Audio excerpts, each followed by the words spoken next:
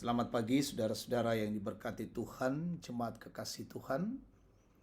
Kita berjumpa kembali dalam waktu teduh pagi bersama Gereja Toraja Jemaat Bogor di edisi Minggu 22 Oktober 2023. Kita siapkan firman Tuhan Titus 1 ayat 5 sampai 16. Mari kita berdoa.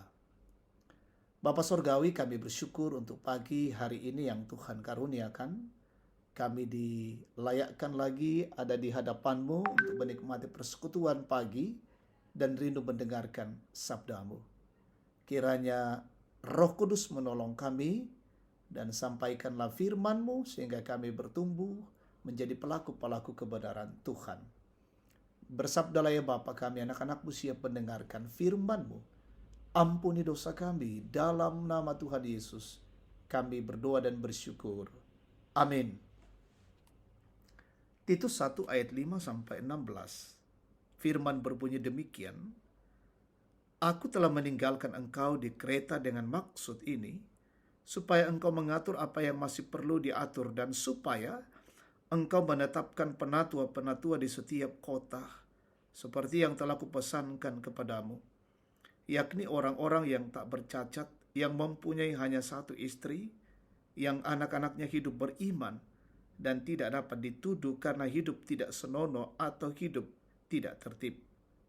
Sebab sebagai pengatur rumah Allah, seorang pendidik jemaat harus tidak bercacat, tidak angkuh, bukan pemberang, bukan peminum, bukan pemarah, tidak serakah, melainkan suka memberi tumpangan, suka akan yang baik, bijaksana, adil, saleh, dapat menguasai diri, dan berpegang kepada perkataan yang benar, yang sesuai dengan ajaran yang sehat, supaya ia sanggup menasihati orang berdasarkan ajaran itu, dan sanggup meyakinkan penentang-penentangnya.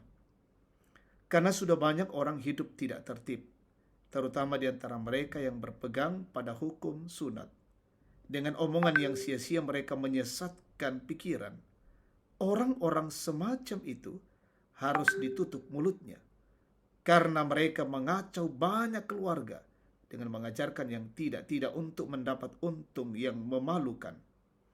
Seorang dari kalangan mereka, nabi mereka sendiri pernah berkata, dasar orang Kreta pembohong, binatang buas, pelahap yang malas. Kesaksian itu benar. Karena itu tegurlah mereka dengan tegas supaya mereka menjadi sehat dalam iman dan tidak lagi mengindahkan dongeng-dongeng Yahudi dan hukum-hukum manusia yang berpaling dari kebenaran. Bagi orang suci semuanya suci, tetapi bagi orang najis dan bagi orang tidak beriman, suatu pun tidak ada yang suci, karena baik akal maupun suara hati mereka najis. Mereka mengaku mengenal Allah, tetapi dengan perbuatan mereka menyangkal Dia. Mereka keji dan durhaka dan tidak sanggup berbuat sesuatu yang baik. Amin. Tema kita hari ini, pola hidup dalam iman. Sangkaana tuolan kapatonganan. Titus 1 merupakan nasihat Paulus kepada Titus untuk terus mengajarkan iman yang benar bagi orang di Kreta. Kerusakan iman yang tampak pada orang-orang di Kreta bukan tanpa sebab.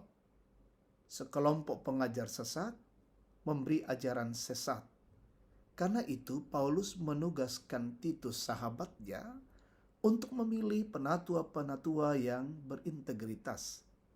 Terkesan berat syarat yang diajukan Paulus dalam pemilihan itu. Haruslah orang yang baik dari segala sudut pandang. Perilaku moral haruslah berkualitas baik secara pribadi maupun dalam keluarga. Juga dalam menyatakan pengajaran, seorang penatua haruslah memiliki pemahaman iman yang benar.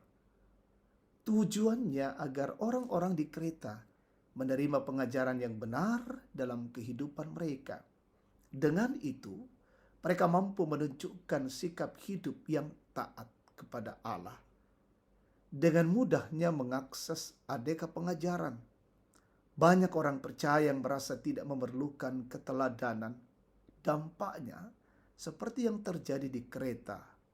Orang-orang percaya sulit menyelenggarakan pola hidup yang benar. Ada yang mengklaim diri sebagai orang percaya, tetapi tidak mengindahkan keteladanan hidup. Tidak sedikit dari mereka yang terpapar kebobrokan iman. Bahkan tidak sedikit yang akhirnya murtad dan berpaling dari pengajaran Kristus. Saudara-saudara, dari keseluruhan perikop ini, kita menemukan bahwa ketaatan kepada Allah menjadi gambaran pola hidup orang beriman. Seluruh pengajaran ini berpusat pada Allah. Hidup seorang Kristen tidak cukup dengan bermoral baik.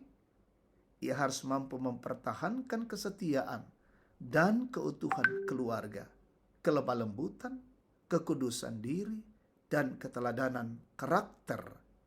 Karena itu jadikanlah firman Allah sebagai satu-satunya pedoman untuk hidup dalam kebenaran.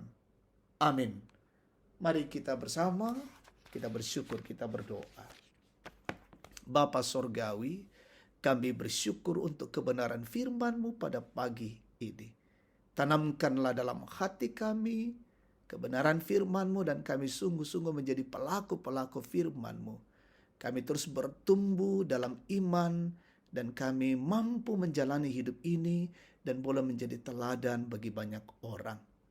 Mampukan kami ya Tuhan untuk semuanya itu.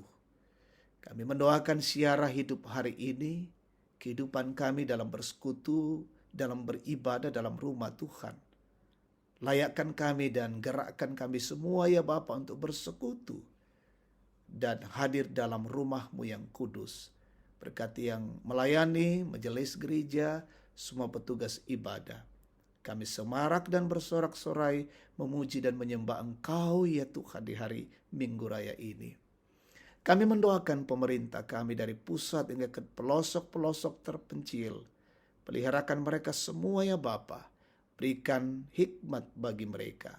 Tambahkan kekuatan dan mereka berdiri menjadi orang-orang yang menegakkan kebenaran dan keadilan di negeri ini. Berkati umat Tuhan dimanapun berada. Mungkin ada yang sakit, Tuhan kiranya menyembuhkan. Yang berduka Tuhan menghibur. Yang lalai sadarkan, yang bergumul Tuhan topang hidup mereka. Bersyukur dengan yang berulang tahun hari ini, sempurnakan sukacita mereka masing-masing. Bahkan orang tua kami berdoa kepadamu ya Tuhan. Kiranya Tuhan terus memberkati mereka. Mereka selalu sehat menikmati usia-usia indah, usia emas mereka.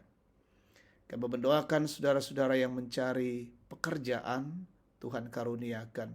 Yang sementara dalam bangku pendidikan, arahkan anak-anak-Mu dan senantiasa berjuang mengandalkan Tuhan. Ini syukur doa kami, dengarkan kami ya Bapa, ampuni kami. Dalam nama Tuhan Yesus kami berdoa, haleluya. Amin. Demikian waktu teduh pagi, Tuhan memberkati kita semua. Selamat hari Minggu.